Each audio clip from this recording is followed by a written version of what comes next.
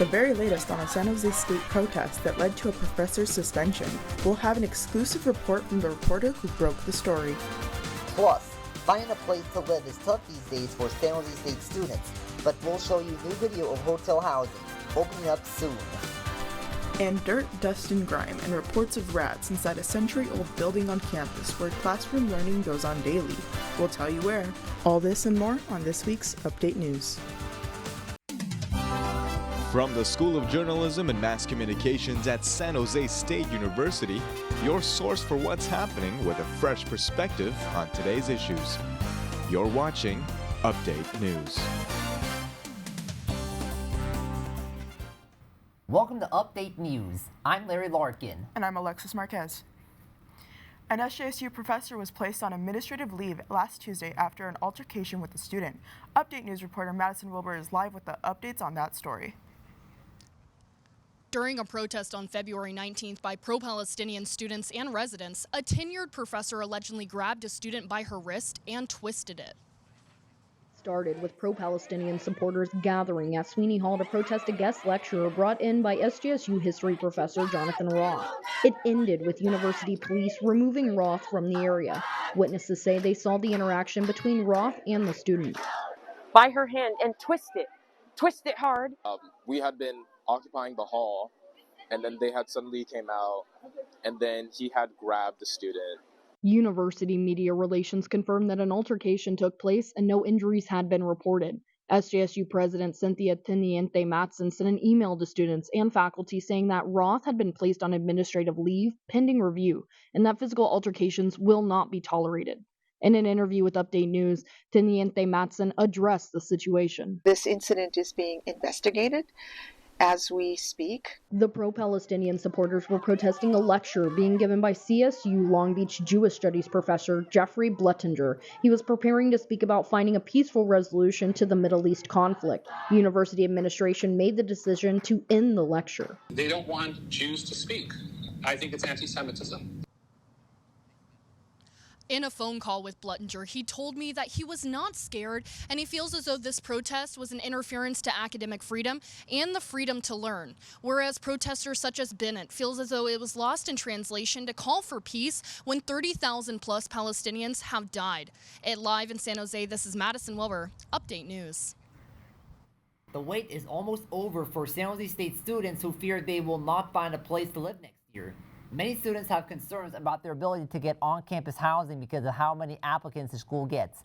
We've been following the transformation of a downtown hotel into student housing since it was announced last year. Now, Adrian Peretta is taking us inside the Signia by Hilton Hotel for a look at what student accommodations will be. By Hilton Hotel is under transformation. Its south wing will be converted to new housing for hundreds of San Jose State students. That particular property, which there was a student conversation about what to call it, and the most popular votes were around Spartan Village, so it's going to be Spartan Village on the Paseo. It is straight down the Paseo del San Antonio, straight down across 3rd and 4th Street. Some of the amenities will include a small fitness center, an entertainment room, and a dining area that will allow students to come together and will be located all on the 2nd floor. As we got a chance to walk through the new accommodations, we got a chance to take a look at what to expect. There will be a suite option that will come furnished with the couch and everything you need to make yourself feel at home. And with 2 renovated bathrooms in each suite, you will be able to handle business without worrying over a single restroom being occupied. For those wondering how many people will occupy in a suite, it will contain 2 bunk beds for a total of 4 with views of the city. But if you're looking for a budget-friendlier option, there will be smaller rooms available. While many are excited for the new dorms, one San Jose State student has expressed concern. I think just the parking and people trying to come here would be a little more challenging. To make it to class on time. The new Spartan Village is likely to be ready for occupancy this coming fall semester. Rent is expected to be comparable to the dorms. In downtown San Jose, I'm Adrian Preda with Update News. Many students in San Jose State commute in from several parts of the San Francisco Bay Area over the next decade. They may decide to use BART. A Silicon Valley BART extension is planned to downtown San Jose and potentially beyond. Alyssa Phillips has that story. Commuter students deal with lots of hassle on their way to classes, including traffic, lack of parking, gas prices, and getting to class on time. Valley Transportation Authority will be adding 4 new BART stations in the new Silicon Valley Phase 2 project. It's going to be a tremendous boon not only to commuters, but to people who live and work and play in this area. From the Berryessa station in North San Jose, plans are for 6 more miles to be added. This has the potential to aid many commuter students. Having these new BART stations placed in San Jose would cut my commute time almost in half.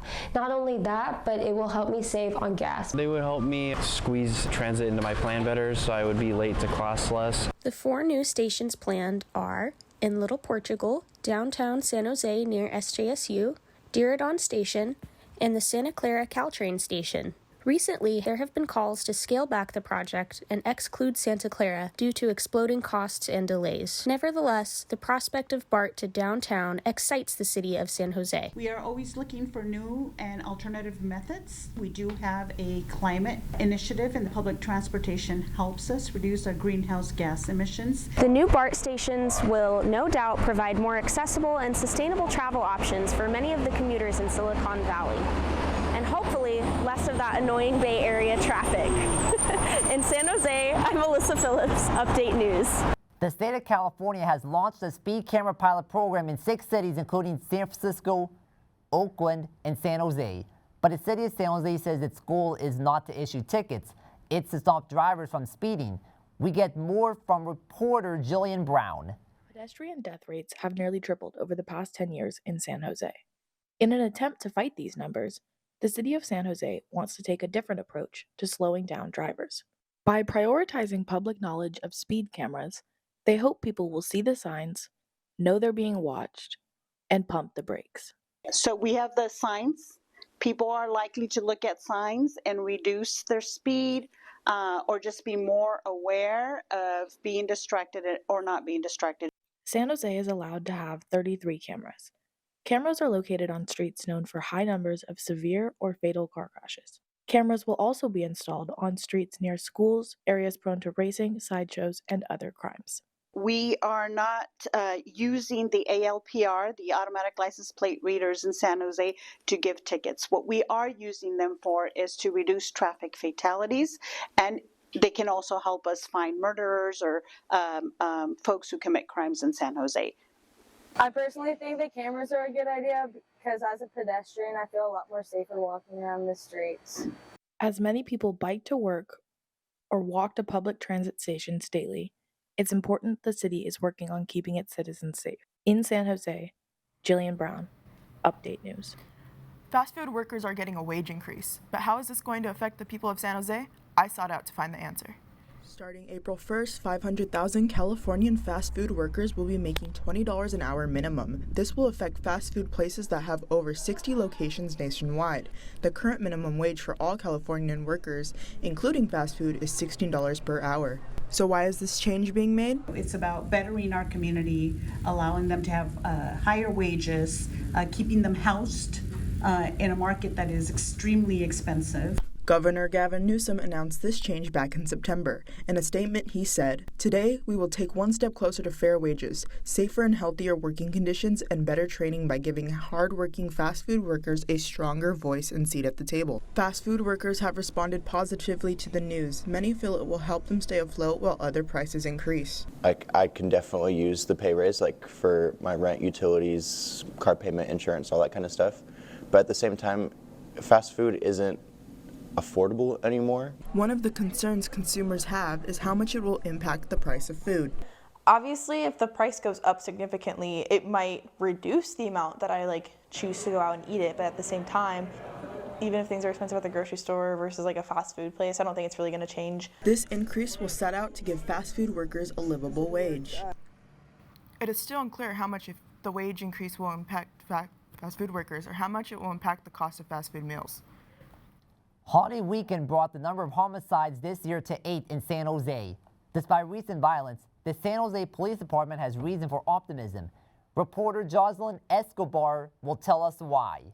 For the third year in a row, the city of San Jose had the lowest homicide rates of any major city in the nation. In 2023, the city of San Jose had 36 homicides. The year before it was 35, and in 2021, there were only 31 homicides. Carolina Camarena, City of San Jose, says, San Jose Police Department is one of the best police forces in the nation. We have a great relationship with our community. Our detectives are very, very good at their job. They have a homicide solve rate of 100%. In comparison, the San Francisco homicide rate last year was significantly higher. Oakland's homicide rate was almost 4 times higher than San Jose's. Both San Francisco and Oakland have a smaller population. Camarena says, because our police force is proactive, both on the streets and building relationships with our community, but also because they're using AI. Criminals know that San Jose is not a place where you come to commit a crime. We asked San Jose State students why they think murder rate is so much lower in San Jose. Our police department being more out in the open than normal. I think our mayor, Matt Mahan, has done an excellent job in terms of making sure that the community is safe. In essence, the high cost of living, you don't have a consistent, stable source of income. It's really hard to maintain that legally. And the more you obscure yourself with the law, the easier it is to commit crime. And you can't really do that here. San Jose Police Department is relatively pleased by the low murder rates. But officials may add, even one murder is one too many. In San Jose, Jocelyn Escobar, Update News. Our newscast today comes to you on Leap Day, February 29th of Leap Year 2024. It is a rare day added every 4 years to keep the calendar synchronized with the astronomical year. Leap year isn't the only event that comes around every 4 years. So do presidential elections. We set out to see how many of our Spartans are voting in next Tuesday's California primary. Here's this week's State of the Spartans.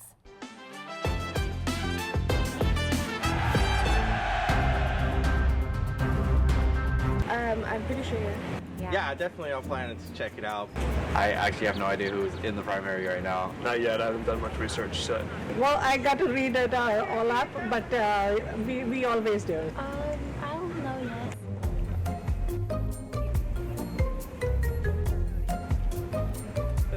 Yes. Nope. Can't. Yeah, no, I'm not. No. Yes. I'm not a citizen of the United States, so I don't believe I can. To register to vote, you can scan the QR code or go to registertovote.california.gov. Or you can go to SJSU's voting centers at the SJSU Provident Credit Union Event Center, March 2nd through the 4th, 9 a.m. to 5 p.m., and on Super Tuesday, March 5th, 7 a.m. to 8 p.m. Or you can stop by one of these 3 ballot box locations. All ballot boxes are located outside the buildings.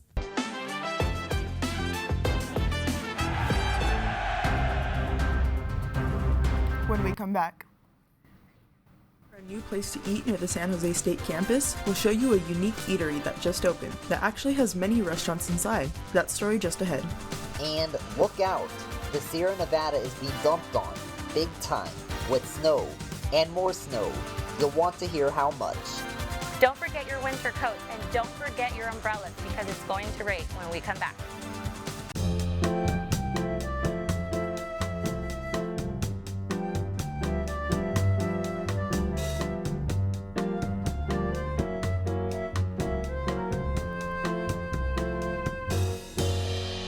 San Jose State is the oldest public institution of higher education in the western United States. There are buildings that have now existed for more than a century on campus, but these buildings may not be receiving the same care as newer projects. Reporter Andrew Hartley delves into the interior of some of these buildings. San Jose State is well known for its statues of Tommy Smith and John Carlos. Nearby is Dwight Bensel Hall, with high technology all throughout the building, but also some unwelcome visitors. I think one change that I would like to see for DBH is honestly to sort of see if we get more pest control.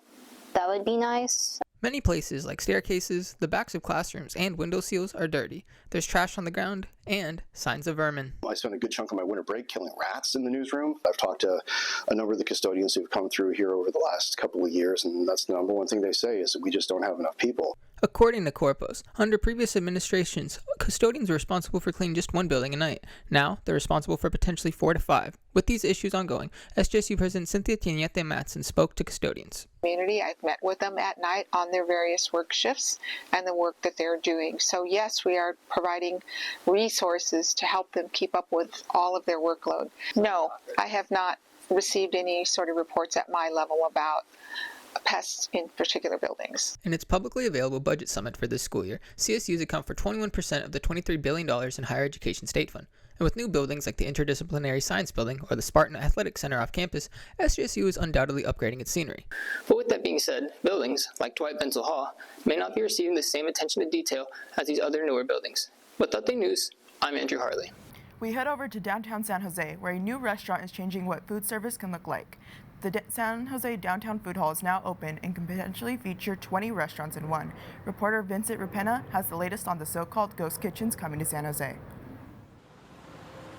After years of anticipation and development, the San Jose Downtown Food Hall opened its doors in January. The food hall features a new style of food service called ghost kitchens. Customers order on the app or through an in-house screen. The selection varies from multiple different restaurants, all under one roof. With seating available, customers have the choice to eat in or dine out. The initial soft launch showcased only one of the restaurants, but plans to open more are already underway. They have 4 restaurants currently open, but they're opening a new restaurant almost weekly. The food hall is located on the corner of South 3rd Street and East Santa Clara Street. It's a short walk from San Jose State University's campus, and students are buzzing at the thought of a new affordable food spot. If there's like a ton of different options and it means I don't have to pay like $7 for DoorDash fees, then that's worth it. Yeah. People who have already visited like the variety and options the restaurant offers. I think it's definitely very different. It's not something that I've ever seen before, but I think it's a really good idea, especially if you go with a group of people and you all have different food tastes. You're all able to eat at the same place, but get what appeals more to you.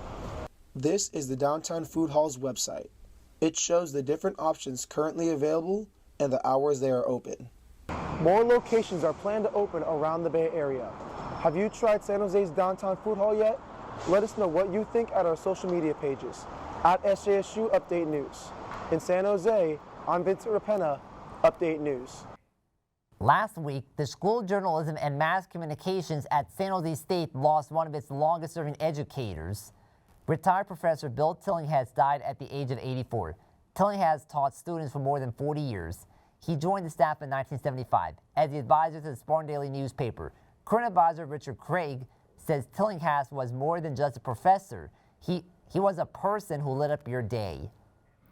A blizzard warning in one popular Bay Area vacation spot. This is a live look at the Heavenly Ski Resort in Lake Tahoe. The National Weather Service put Lake Tahoe under a blizzard warning this morning. It will stay in effect through Sunday at 10 a.m. They are expecting close to 12 inches worth of snow in the upcoming days. Now let's turn to the weather here locally. Alejandra Vaca is here with a peek at this weekend's weather. Hi, I'm Alejandra Vaca with your forecast. Happy leap year. So this is what you can expect for the next 5 days. We are going to be heading into colder temperatures after yesterday having some spring-like weather, and we will also have some rain at times moving on into the weekend. So note rain chances increasing as we approach Thursday into Friday. As colder air begins to drop into the region, we'll see snow levels likely dropping below 4,000 feet, meaning the higher Bay Area peaks could see snow at times into next weekend. So top rain totals will likely be in the North Bay and coastal mountains, where they will probably get 1 to 3 inches of rain. Meanwhile, several feet of snow will be possible in the Sierra in what could end up being the high peak snow producing weather patterns of winter. As we mentioned, we may see some snow at times around the Bay Area. And for your 7-day outlook, it's going to be cold. It looks like it's going to be cold in Santa Cruz with some possible rain chances into the weekend. And in Oakland, a similar trend for Oakland with some chilly wind at times with rain into the weekend. And in San Francisco will also be chilly with some winds on Friday, so make sure you grab a coat. And here in San Jose, we will be seeing temperatures 10 degrees below average next weekend. So there's going to be chilly. You might see some coat of snow, so make sure you bundle up. And that is it for your 7-day forecast. Back to the desk. Here's what's next when we come back. Just ahead, it's one of the darkest days in American history. We'll explain how San Jose State played a part during a very shameful time. And the latest on Spartan men and women's basketball and updates of plenty on other sports. With reporter Kyle Tran. Stay tuned.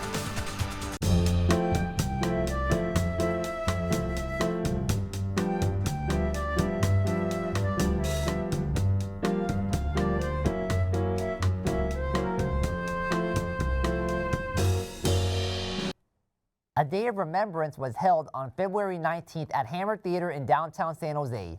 The event was held to remember a dark day in our nation's history, as well as San Jose State's history. December 7th, 1941 is known for the Japanese attack on Pearl Harbor. President Franklin Roosevelt called it a day of infamy.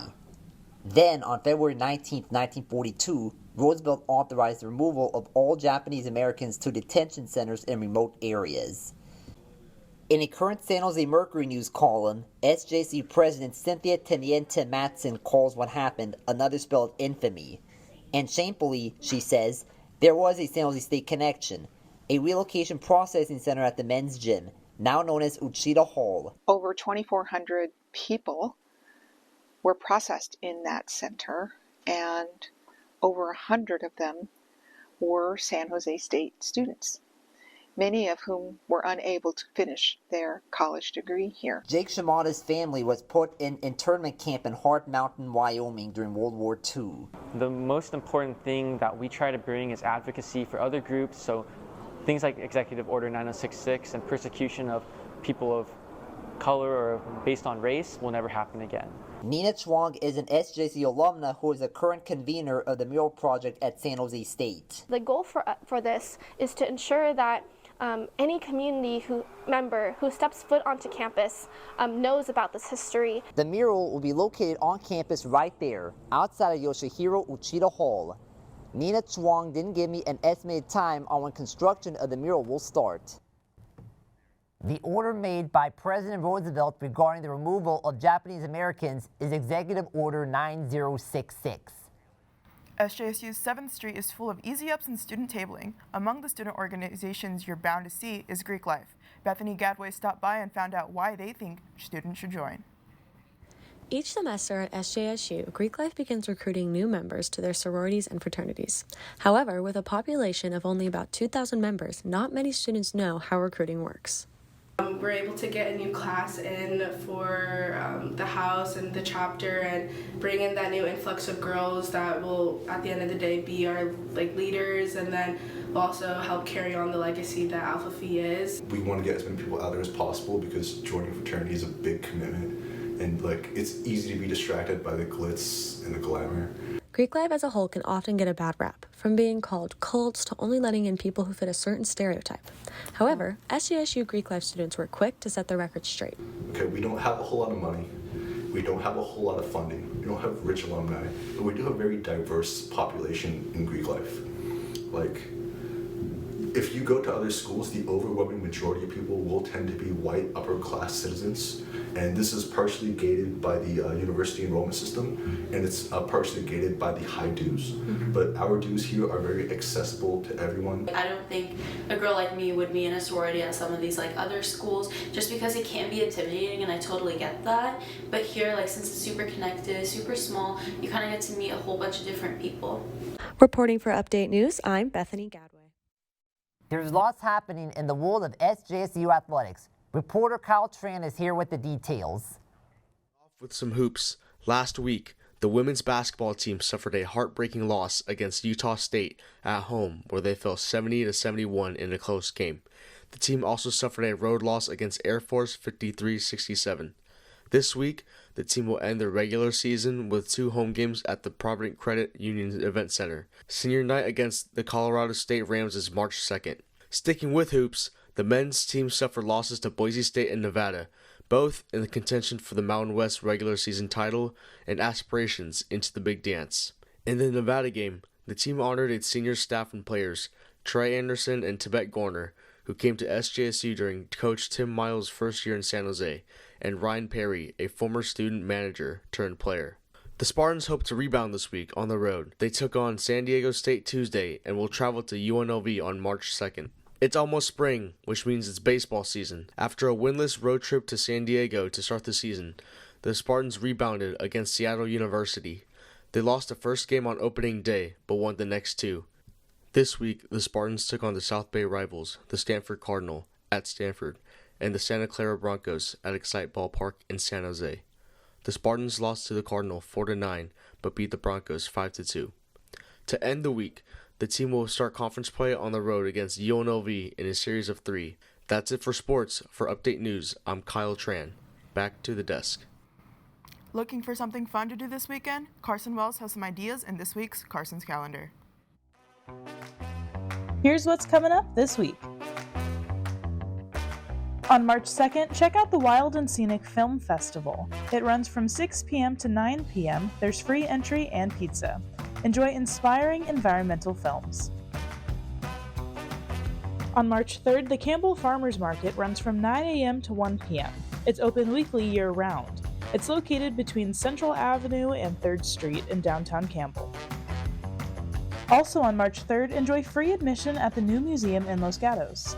The first Sundays every month are free, and it runs from 10 a.m. to 4 p.m. There's tons of art exhibitions.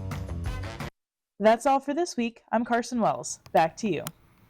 And that does it for this week's edition of Update News. From all of us here, thank you for joining us, and see you next week. Make sure to follow us on our socials at SJSU Update News.